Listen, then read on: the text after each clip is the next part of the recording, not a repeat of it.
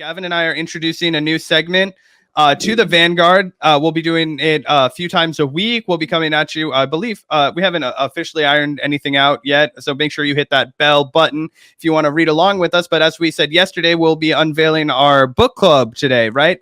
So if you're interested in doing some radical readings with two radical readers, I don't know if we're going to keep that name or not, but we called it that the last time we had it around. But anyway, essentially what we're doing is we're going to be doing chapter by chapter breakdowns of books, right? One of the things that I've listened to Chris Hedges say often that I think is really true is that people who are in this space on the left can be using their platform to actually encourage people to get back and revisit texts and do a lot more text-based learning.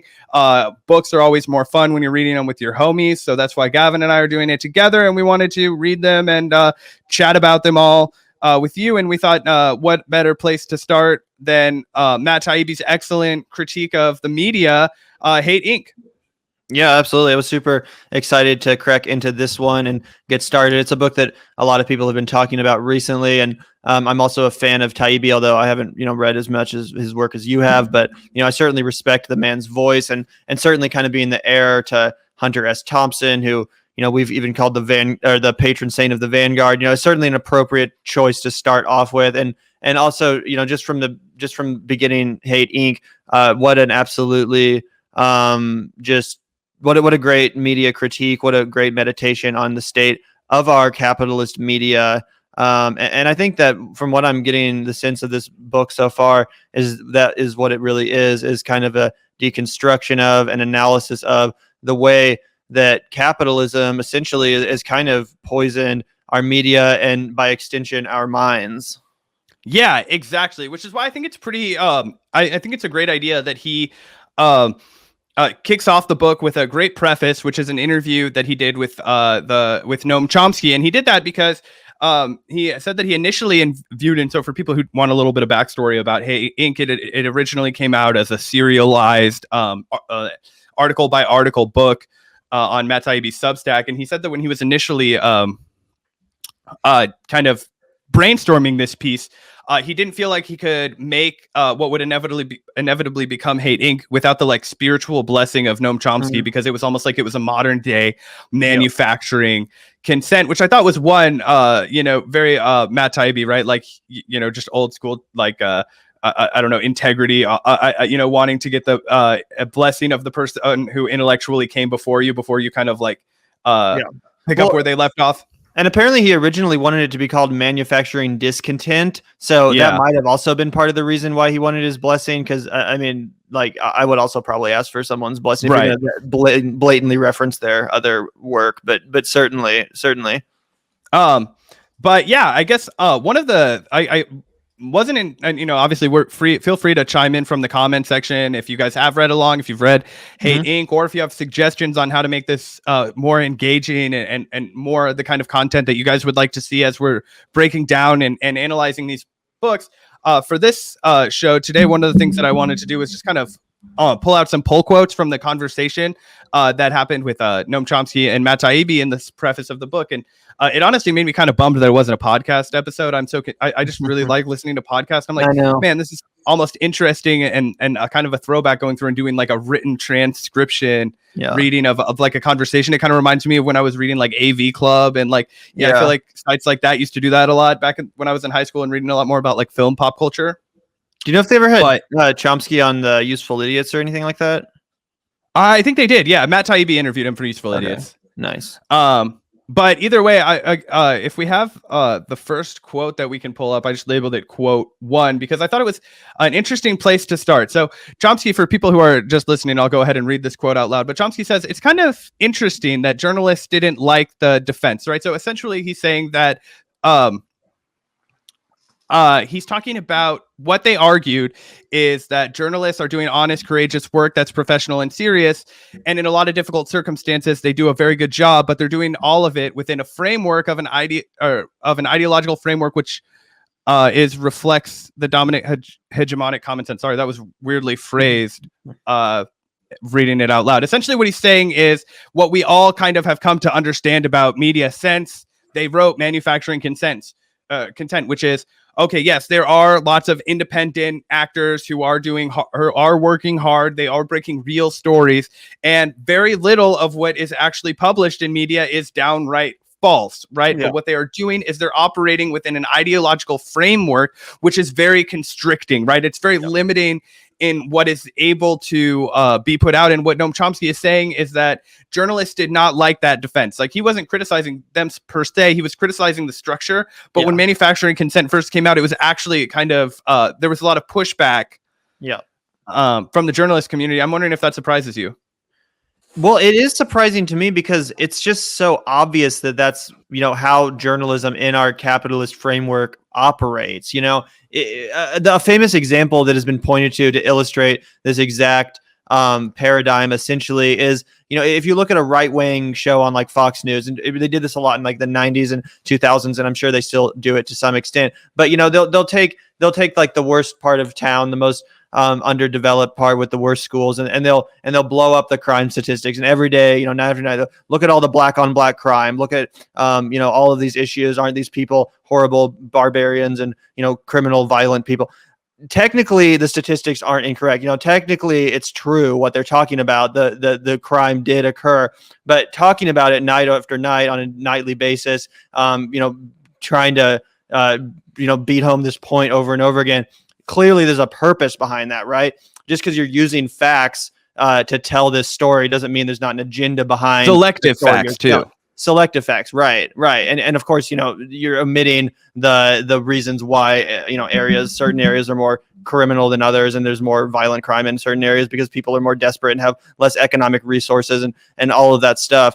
But again, a right-wing network can just take those selective facts and blow them up and put them on your screen night after night. And that, has sowed racism in this country to a huge extent, and not just racism, but this culture of paranoia. Again, I think Michael Moore talked about in one of his documentaries how if you go to Canada, people don't even lock their doors. But here in America, it's insane. Yeah, it's insane to think about not locking your doors because we have a media that constantly talks about this stuff and makes people afraid of the other. It makes them afraid of those that do not look like them and all that. So I think that's just such an obvious example of how the media does this. Again, those statistics might be real statistics. The violence did occur, the crimes did occur, whatever. But why are they spotlighting those facts? Why are they bringing them up over and over again and making that the single and sole issue? So to me, that's just a microcosm of this whole dynamic. It's kind of like Ben Shapiro, where he'll take like this isn't a real instance, so I'm sorry I don't have one handy, but imagine like a mass shooting happened in Luxembourg, right? And like it's tragic, and like 13 people get killed. Yeah. Then Ben Shapiro can offhandedly be like, the same number of people in Luxembourg per capita get killed because of gun violence, right? Yeah. And it's because there's only like 10,000 people that fucking live in Luxembourg, right? You know what I mean? And so you're just like, be like, the people on the left just want to but oh really? How many individual instances of gun violence happened in Luxembourg? And you're like, oh well, there were 3, and you're just like, holy shit, meme boy, thank you so much for that support. That will be going directly into the Van Fund to help us get our exhaust pipe fucking welded back on. Thank you so much. Yeah, thanks, dude. We really genuinely appreciate that support. It means a lot. But yeah, generally, like we're talking about, this whole paradigm is essentially the operating model that our media really truly does function on. And again, to deny that is insane. Again, not that there is no truth to what you hear in the mainstream media, but often it is being told to you in a certain way to paint a certain picture, to kind of make a certain point that might not really that comes from a place that of an agenda is all I'm trying to say. Not that 100%. Yeah. So I think that's just an obvious point. It's funny that journalists push back on that when Chomsky made that point, as he did in Manufacturing Consent. Right. Exactly. And also it just kind of shows that journalists are quick to be we're writers at the end of the day, right? We're all egotists. Mm-hmm. And also shout out Lynn B, big fan of the big regular audience member. Yeah, thanks for that super sticker. We appreciate that. And but anyway, I guess if we can go ahead and move on to the next pull quote, it kind of gets into this point a little deeper, where Matt Taibbi says, the next one, it should be quote 2, I think. There we go. The main idea in manufacturing consent is basically the idea that it looks like we have a vigorous system of independent journalists, but the debate has been artificially narrowed. Exactly. Was there a moment when you first had that thought? Do you remember? Noam Chomsky, always a quick wit, says probably when I was 10 years old. I laughed so hard when I read that. And people always want to talk about how Noam Chomsky is crotchety. I think he actually has a tremendous sense of humor for somebody who has spent their whole life talking about massive injustice and horror. But anyway, he says, actually remember the work I had done on my own before this was a critique of the intellectual culture. And my own view, Ed and I slightly differ, is that the media aren't all that different from the general intellectual culture, the academic culture, which I think this is really interesting. And this is something that I think still applies so much today, but gets spoken of less. So the effect of the institutions, ownership, advertising, and so on, that's all there. But an overriding effect is just the way the general hegemonic culture works. And you see that in the academic world, you see it in scholarship, and you see it in a very striking way in the media. But it's much easier to study in the media. Academic scholarship is diffuse. You can't do a statistical analysis of how many articles there were on this and that sort of thing. So what he's saying is these problems that present themselves in the media were the same problems that he saw in academia, but were even by people like Ed Herman, who provided the statistical analysis that was the bread and butter of manufacturing consent. Even he didn't want to draw the same parallels because of what that implied for his own colleagues and the institution that he himself was steeped in. Whereas Noam Chomsky, always wanted to, Chris Hedges jokes that Noam Chomsky is the only one of us living in a Cartesian world, right? So he's just gonna he's gonna, whatever Noam Chomsky's like to do, it's just like, that's just what he's gonna be. But it's interesting, especially to have this reflected now when you look at somebody like Cornel West, right? He's published 27 books. He graduated Harvard when he was 19. He's among the premier Black liberation theologists or scholars of Black liberation theology. There's not, you couldn't heap too much praise and accolade on Cornel West, yet Harvard refuses to grant him what he unquestionably deserves, which is a tenured position at their university. And it's this exact issue right here where they don't want him to say something about liberating Palestinian people with the name tenured Harvard professor, because then they can't reprimand him. Yeah, exactly. And it's a very astute point too, that it's harder to quantify the kind of promotion of neoliberal imperialist capitalist values that are taught and enforced in the academic world, and that certainly is a problem in the academic world as well. But again, it's harder to quantify that. Whereas with the media, especially with cable television and online archives and all that, it's so easy to literally quantify, especially in the modern era, but certainly then as well. Just how many minutes, for example, they spend talking about subject X or subject Y. They can literally track and statisticize the amount of time spent on this subject versus another. And obviously when you look at those kind of infographic studies, what is revealed is that the media really just cares about whatever gets them attention.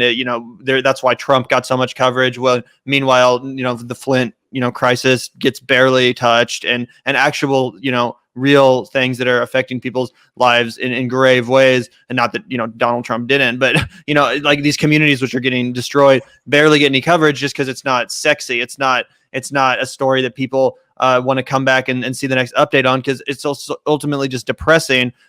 So yeah, I think that is really borne out by our media, and it's certainly true that there's a general hegemonic culture and a pipeline from the academic world into and scholarship into media as well, because to get hired at one of these media conglomerates, you have to be a quote unquote serious person, which usually involves coming from an Ivy League or some other prestigious academic institution. And to get there, you have to be privileged. Basically being groomed into how to be a fucking stooge for the establishment, basically a fucking stenographer to power. If you click that top, right up in the top left corner, the quote 4, it's the very top, not that one, the one, that one right here. Yeah.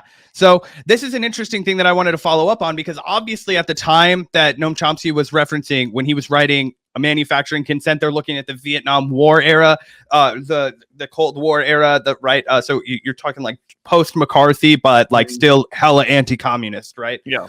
So Chomsky says we pointed out there correctly that one part of the model, and he's talking about in an updated introduction to the book, where they basically updated manufacturing consent to look at a more modern update. So he's saying that he's pointed out in that new updated edition that one part of the model was too narrow, the part about anti-communism. So Taibbi leaves an editor's note: in manufacturing consent, heavy emphasis is placed on anti-communism as an organizing religion underpinning the media business, right? That makes total sense to anybody who studied Cold War propaganda. We've heard the term neo-McCarthyism. That was when everybody was branded as a communist, and then you have like this kind of neo-McCarthyism where it's like, oh, if you question what happened in Syria, you're an Assadist, or you're like a stooge for the Kremlin. These kinds of things. That's all going back to neo-McCarthyism. But Chomsky says it's got to be broader than that now.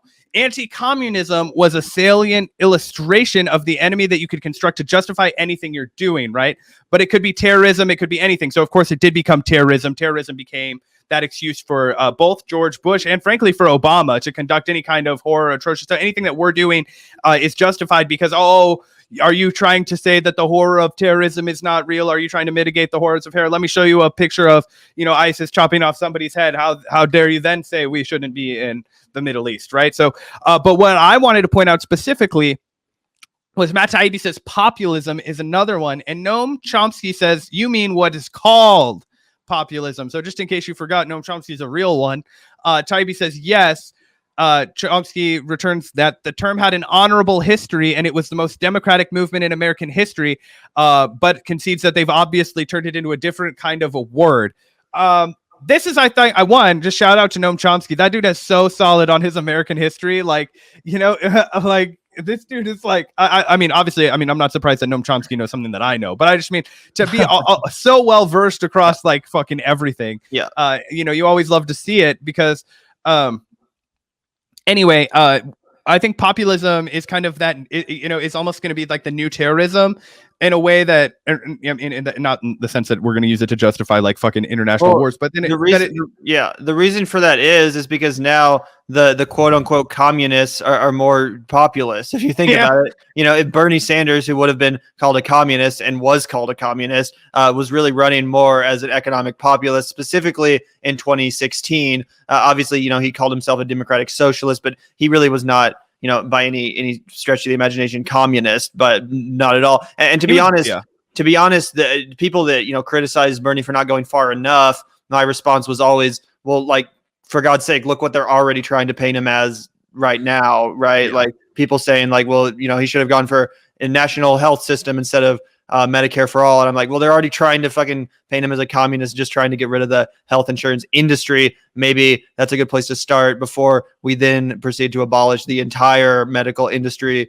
That's a whole, like a huge uphill thing that has to be established with some sort of foundation. So I defended the fact that Bernie didn't go full communist or whatever. But I think that anti-communist sentiment certainly does still rear its head. It's now just more, they just point to people that have socialist ideas and call them racist because they're associated with populist economic policy, right? Instead of associated with the Kremlin, they're associated with, those dirty Trump supporters from the middle of the country that, as Thomas Frank said, were basically, the Jodes from the Grapes of Wrath. Yeah, exactly. That was one of my favorite points that Thomas Frank has made. And I remember in his book, that was a really big revelation to me. But one of the things, and for reasons that we don't have to get in here today, Gavin and I have both been doing a lot of reading on the Jesse Ventura gubernatorial run in 1998.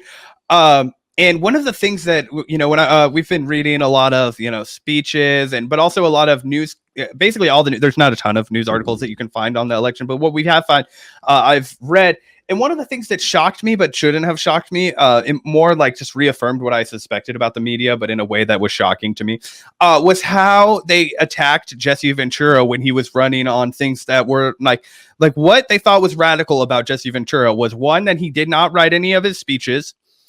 when he was running for president, that he wanted to legalize all drugs and prostitution. Everything else that, were positions that he may have had at the time that like Gavin and I would disagree with, like, because obviously it's not like we don't have criticisms of everybody that we talk to. We're different people than they are, but, the things that the media was criticizing Jesse Ventura for were things that now you would be like, oh, those are actually like pretty forward thinking leftist ideas. And the way they were attacking him was for being this like cheeseburger eating, like it's astonishing how many times they tried to slander him and his supporters by mentioning the fact that he liked to eat cheeseburgers. That is the most popular fucking food in America. How out of touch do you have to be as a journalist to be like, this motherfucker likes hamburgers? Yeah, so does everybody else, you fucking prick. Like, what the fuck is wrong with you? Get your head out of your ass and then start talking to people so you can do real reporting. But like, it was astonishing to me. And then you start to like put the gears together where it's like any time that like regular people are getting behind somebody who isn't already like a subsidiary of the corporate oligarchy, they will attack people for being the mob mentality, right? Which is why I think the communist and the populist thing can be blended so easily, because one of the ways that they attacked communism was that it was through that like idea of mob rule. It's like, oh, of course, like the mob of lazies, they want to distribute everything within egalitarian fashion. They don't believe in hard work, blah, blah, blah, blah, blah. Oh, the populists, like they're just racists. They're just whatever. Or if they're Bernie bros, then these people, they're just like children that are totally living in a fantasy world. And, oh, why don't you just have a, unicorn that shits gold instead of Medicare for all? Like, you know what I mean? That's why I think that, it's so borne out throughout history, right? Whether you're looking at the 50s, whether you're looking at the pre-Bush era of Jesse Ventura, whether you're looking at the Bush era, the Trump era, like this is the common strategy that they've always used. And so they can, change the terminology, but it's almost like a Mad Lib or something, right? Where like, if you like put the right words in, like a Mad Lib, that's not funny. That just fucks all of us. Well, like they can continue to like peddle propaganda, but it's like fill in the blank style. And I think that they even mentioned that in the preface, or Matt Taibbi even mentioned that, or maybe it was the intro, I forget, but he mentioned that, when Howard Dean ran in 2004, who wasn't even, that radical of a leftist, but he was just more to the left of the Democratic orthodoxy in John Kerry. Even he, and they wouldn't even acknowledge Dennis Kucinich, who was actually quite to the left of Howard Dean. Exactly. But Howard Dean was considered like the one that could actually be maybe acceptable. But they referenced that he was constantly asked over and over again, like, are you too lefty to be a viable candidate? Like, is this even possible to have a success in this country with these kind of ideas? And again, he was just like anti-war, a stance that the Democratic Party should be associated and aligned with. So it's pretty crazy the extent to which that thinking still does infect our ideology, because it's been such an effective scapegoat for the media to just minimize actual populist movements. They can just reduce it down to mob rule or racism or Russia, whatever. It's exactly a classic tactic. Yeah. And as Thomas Frank expertly pointed out on our show, that's not populism, that's anti-pluralism. But this next quote that I had pulled is an interesting one, because I think it gets into an interesting parallel for today, which is why, and they obviously bring up this parallel in the conversation as well.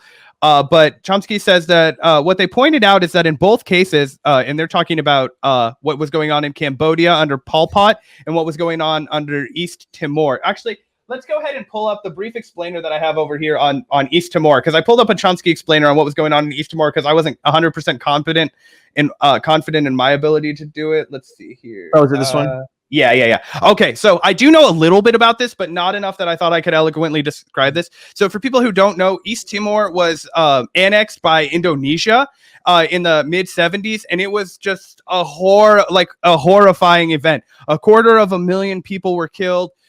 They called it integration. Yeah. Suharto was the leader of Indonesia at the time.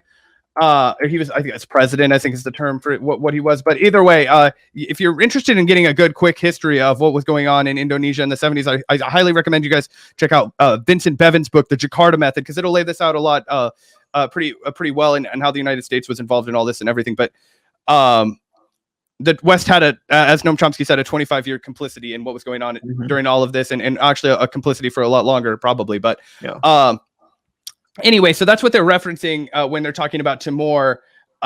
in manufacturing consent. And essentially what they were doing is they were comparing the fact that what the Pol Pot's totalitarian red curtain red curtain. Yeah, I think that was what it was called in Cambodia. Gavin, I don't know how much you've read about Pol Pot, but he was a fucking just ruthless dictator, a horrible guy, committed all kinds of atrocities. But it was something that was going to get reported on in America, right? Like, whereas what was going on in East Timor, that was not getting reported on in America. So that'll just set the stage for people a little bit when we get into this quote. And it says, what we pointed out is that in both cases, the massive lying, but in the opposite direction. In the Cambodian cases, there were all kinds of claims that there was no basis for.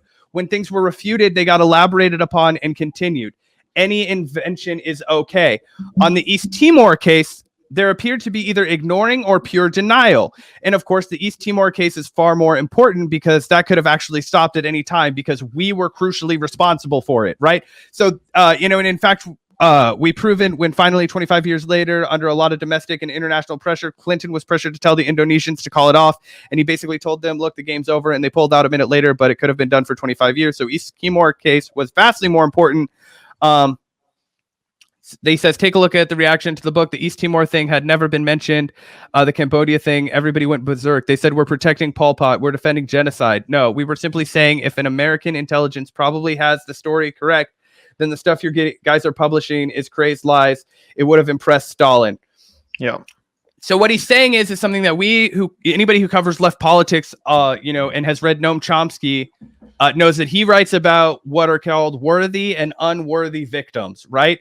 And so the comparison that's made by Matt Taibbi is that this is a parallel between Yemen and Syria, right? And so any crime, any kind of atrocity that's committed in Syria, you can say whatever you want about Bashar al-Assad in the New York Times, CNN, The Guardian, like he's a monster, this vile motherfucker must go.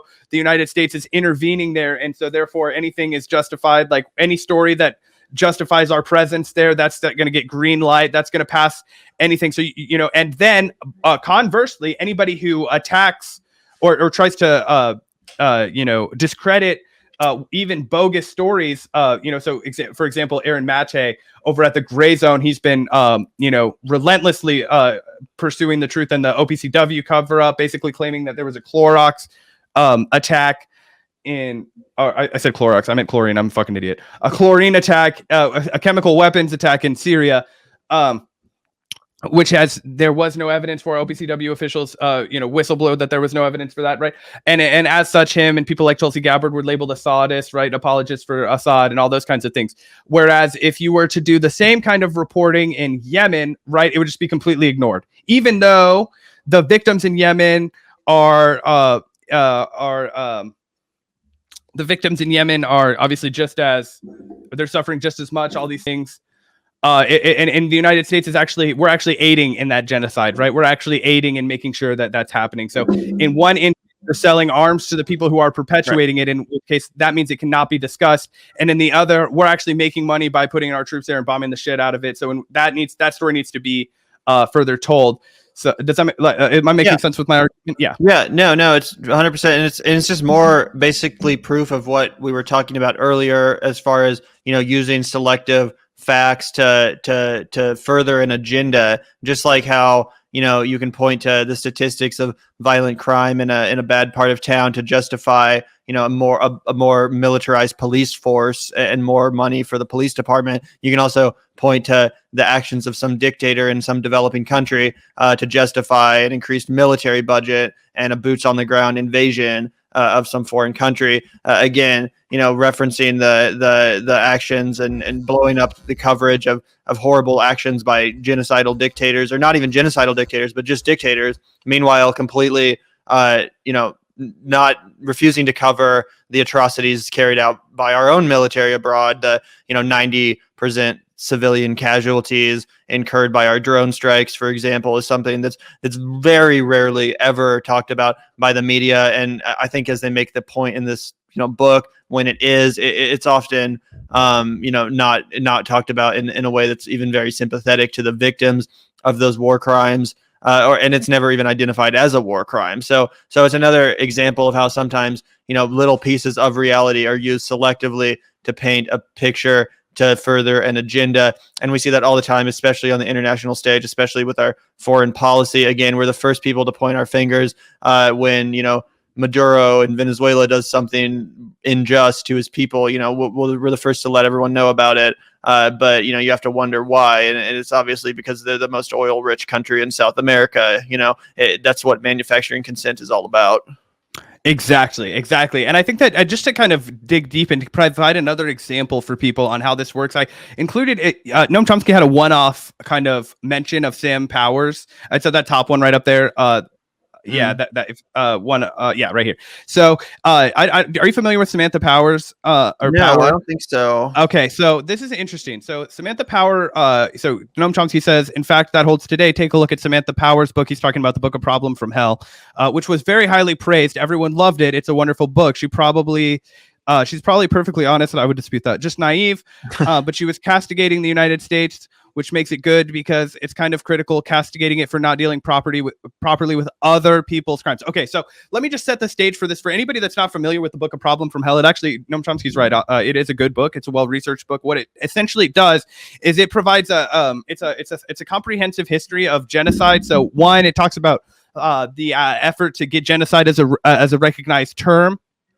And it also provides specific examples of instances in history where a genocide occurred. So, it mentions Pol Pot, like Noam Chomsky was saying, but of course it pays no mention to East Timor. And it another one that they reference she references in that book and goes deep into is the Bosnia Serbian genocide that Chris Hedges often talks about. And essentially the reason why, and Noam Chomsky is making this point in his quote here, the reason why she is okay to make that book and have it be successful and have it be praised, even though it is critical of the United States, is that in every instance she's critical of the United States, she's saying we should have gotten in and intervened here. She is making an interventionist case. So it was very popular in the 90s to make what was considered like the liberal interventionist case, right? Mm-hmm. And so that's exactly what she was doing. She was saying, why didn't we go in and invade Cambodia and stop the horrors of what was going on with Pol Pot? Why didn't Bill Clinton authorize force in Bosnia during the Bosnia, when all of that was going down in the Baltics?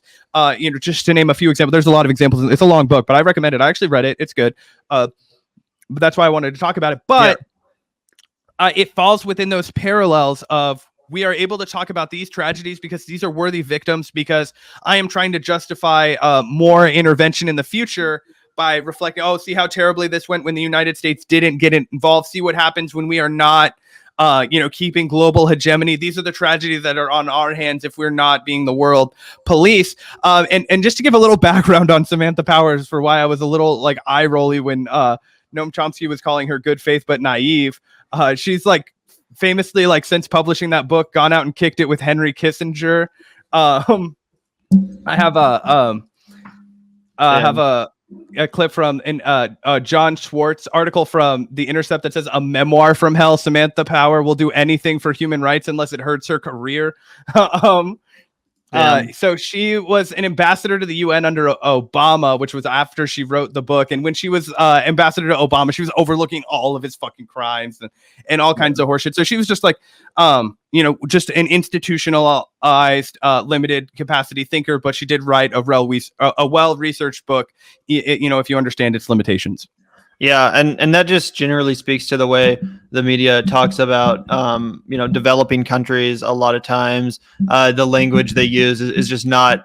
It doesn't give the full context of the situation. They'll talk about corruption, for example, and stuff like that, but they won't ever acknowledge the extenuating circumstances of Western pressure and all that stuff. The democracy promotion efforts that we do, exactly. All that kind of stuff is never really brought up, and it's talked about. These countries are in a vacuum. They weren't. A lot of these countries, are their entire existence are shaped, for example, by the histories of brutal colonialism and imperialism, and that's really affecting why so many countries, specifically in the global South, that are developing are still developing and can't develop. They're on this just permanent state of developing, and they can never get there. And it's because of the Western meddling and continued jacking of resources and economic sanctions.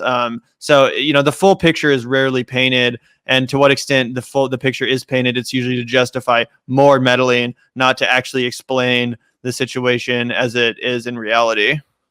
Exactly, 100%. And if it is not used to, if it's justified, if it's criticizing America for doing something, then it just won't get any. It won't get any platforming. Yep. You just won't hear about it, right? And that's why, like he said with East Timor, right? Like we had to we don't know anything about this. We don't get taught about this. This was something that the United States had direct control over. And essentially, the best way to put it, and it's devastating to put it this way. Had Vietnam not been such a disaster for the United States, it would have looked a lot like Indonesia. They would have just continued to be able to do whatever they wanted, manipulate these countries in a way that was completely in the background from the American people. And that's exactly sort of what's happening now with our drone strikes and with our essentially our covert operations and our lack of true authorization from Congress to use force. It's just Joe Biden and the CIA and anybody else that's doing shadowy kind of Joe Biden says it's okay, or some other like military industrial complex high ranking official like gives the green light. We don't fucking know how it works because there's no transparency in our government. But yeah, I don't want to get you into the weeds on that. It's totally true, that point you're making. And I think it's really manifesting too in the fact that the anti-war movement is so deflated, so declawed right now. And I do think one of the, truly accurate, detractions or complaints about Sanders was that he wasn't truly vociferous in calling out American empire and, the continuing foreign policy, modern day colonialism and occupation of, developing countries. And really the only two presidential candidates that did try to make foreign policy a really big part of their platform, Tulsi Gabbard and Marianne Williamson, were basically, they received some of the worst and most unfair treatment of any candidates in the entire primary. Again, Bernie did get better with his rhetoric in 2020. He included more foreign policy stuff, but it was never really the brunt of his message. He was always more domestically minded. Anyway, I just think it's worth noting that, there's a very clear correlation with that fact that, with more drone warfare, there's less coffins coming home. There's less, exactly evidence. 100%. Yeah. And that's the other reason. That's why somebody like Noam Chomsky, and I have mixed feelings about this, but that's why somebody like Noam Chomsky unequivocally supports a draft. Yeah, that's a fascinating take and one that I need to really think about. But and he supports the draft because it forces people who are now being called to do something to say, fuck that, I'm not doing it. And now those people will protest this and they say, but if it's just a private, like he said, we have a private military unless they're just mercenaries, right? Because they've, signed away. It's an interesting argument. I'm not going to get into the weeds on that today because it's not really relevant to wrapping up this whole Hate Inc. Introduction. But today we got into the preface of Hate Inc. For anybody who's just tuning in now, as this conversation is wrapping, we're about 2 hours and 5 minutes into this live stream. We'll be putting out a clip of the conversation for anybody who's missing it. But did you have anything else that you wanted to throw in that you took away from the preface? I thought it was a really exceptional way to kickstart the book, being a conversation with Noam Chomsky and illuminating. It also made me excited to read the rest of the book. Obviously, I've read it one time, but I'm going to reread it along with everybody else while we cover it, just so that I have recent commentary to provide. But I don't know. I'm already, after reading that, I'm excited to read the whole thing again. Truly, it really is, and I think it really is serving as a great modern day kind of companion piece to manufacturing consent. Obviously, Taibbi is another great political thinker, and I really do think his analysis of the media is on point. Again, I haven't read this entire book. I'm reading it for the first time, but like you said, this preface certainly has me really excited, and I think a lot of the points he's made are just so salient and not being made enough by other voices in the press. So again, this is a great read. If you guys want to read along with us, I highly recommend checking it out. We'll probably be back in the next few days here to discuss the next chapter or two. Yeah, definitely. I guess if we want to give people a day to read more, we can plan on being back for Thursday to get ready for the I actually have something going on Thursday, so we might have to gotcha. Friday maybe. Yeah, something like that. We'll get back to you guys with another one. We'll get a schedule out too. We can try and figure out something. So and follow us on read along. Yeah, follow us on Twitter, guys, at Vanguard_pod. If you want to stay updated, because we will drop updates and stuff like that, and also just to know when we go live and all that kind of stuff. It's good. So yeah, make sure to hit that bell as well. And yeah, if you guys want to read along, the book's on Substack. You can also buy it in hard copy if you want, right? Yeah. So the print edition, I believe, just went out for sale, so people can get that. Also, I think it has like an updated intro or something. But I read it all on Matt Taibbi Substack, so you can do that too. But yeah, if that's all that we had for today, thanks for everybody for tuning in. Was a fucking super fun stream. Yeah, great time, guys. Thanks for hanging out with us, and we'll catch you next time. Cool. Take care. Peace out.